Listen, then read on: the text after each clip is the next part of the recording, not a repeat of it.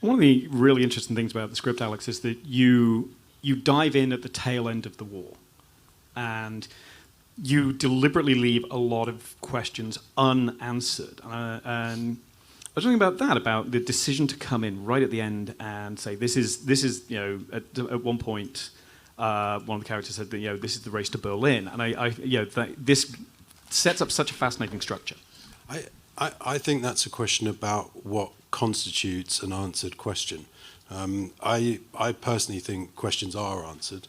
There's a lot of things that are clearly answered. One is there is a fascist, corrupt president who's smashing the Constitution, attacking their own citizens, and that is a very clear answered statement. And if you want to think about why Texas and California might be allied and putting aside their political differences, the answer would be implicit in that. So I think answers are there, questions are raised, answers are there, but you have to step to it and not expect to be spoon-fed these things. It makes assumptions on the part of the audience. I understand not all films do that, and a lot of people do want to be spoon-fed, but film is a broad church, and there's lots of different ways of making films, and some place more of an emphasis on the audience than others, and I sit in the pew that is trying to involve themselves in a conversation with the audience and not lecture the audience.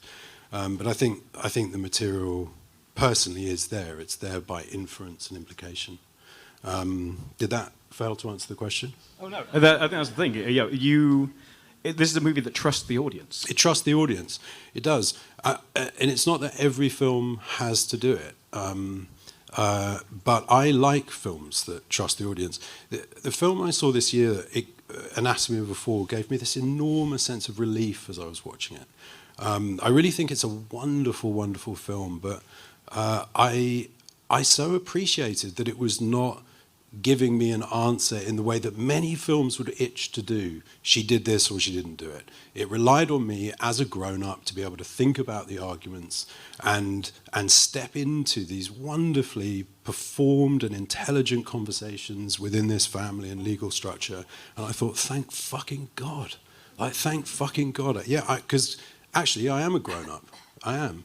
And I also know that I talk to people, and it just finds out, they're grown-ups too, and so we're sort of able to do this. It's not beyond us. It's.